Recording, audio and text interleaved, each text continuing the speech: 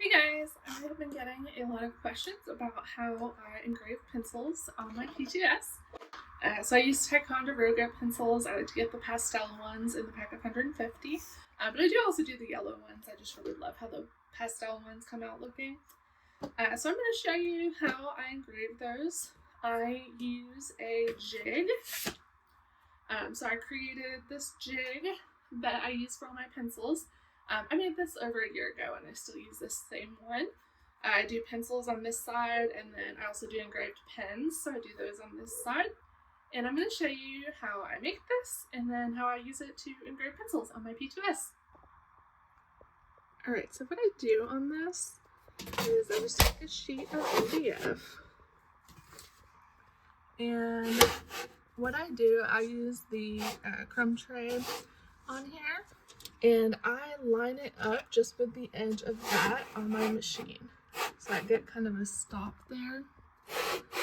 So I have this pushed all the way to the back and then over to the side of the crumb tray.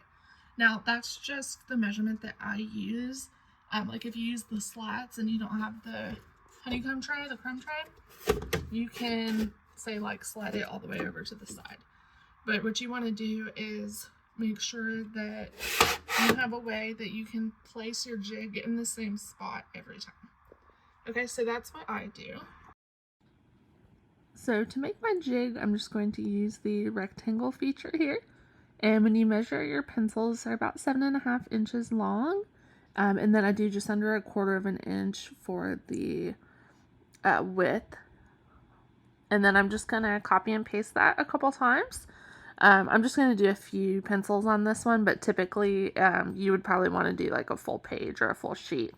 But this is just kind of to show the process. And then I'm just kind of adjusting them here just to be able to fit. And then I'm going to go ahead and send them to the machine and get this jig cut.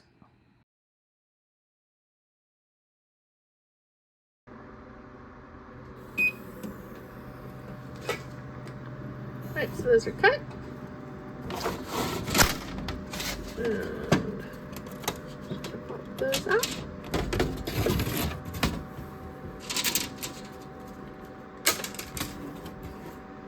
Alright, so I removed those, and now I have my jig. And this is where it matters that you remember where you placed your sheet when you cut.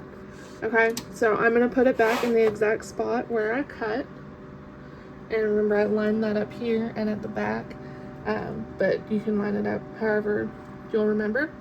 And you can, of course, do like way more than this at a time. I'm just for the purposes of showing what I do. I just did a couple. I'm going to go ahead and place my pencils in here. I place the printed side down, and then I make sure that they're spaced so that one of the flat sides is facing directly up. Alright, so back on the computer, I'm going to do an aimed measure here just to get a general measurement. Make sure that you measure on the pencils and not on like your sheet of MDF. Alright, and then I'm going to do a close-up shot. Now I'm going to be going primarily where my cutout lines for the jig is, but I like to just kind of have a good view as well. Now I'm going to add my name on here. So I'm just using the font Oakland for these, and I'm just going to type out the name. And you can use whatever font you want. I just happen to like this font. And then I'm just going to go and add it to each box. Remember, the boxes that I used to cut out my jig are still there. So I'm going to add it in there and then kind of just adjust the sizing as I need to. So I'm going to get them in there. I'm going to, at the end, align them so that they're all in exactly the same spot on the pencil. And then I'm also going to align each name individually to the box. So I'm going to center it in the box using the alignment tool.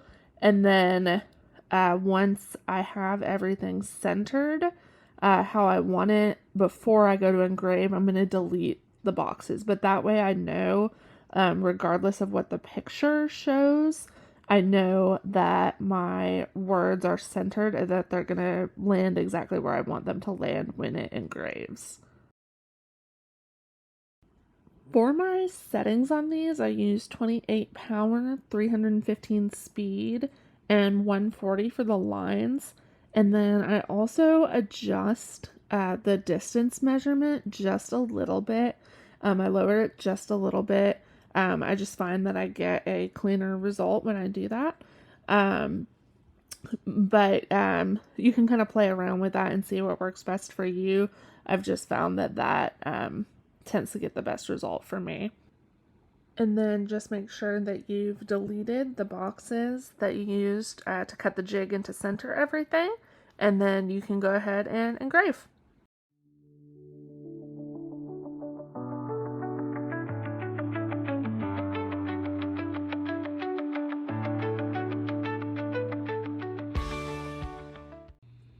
And after I've engraved, I just wipe the residue, that char, off quickly with a baby wipe.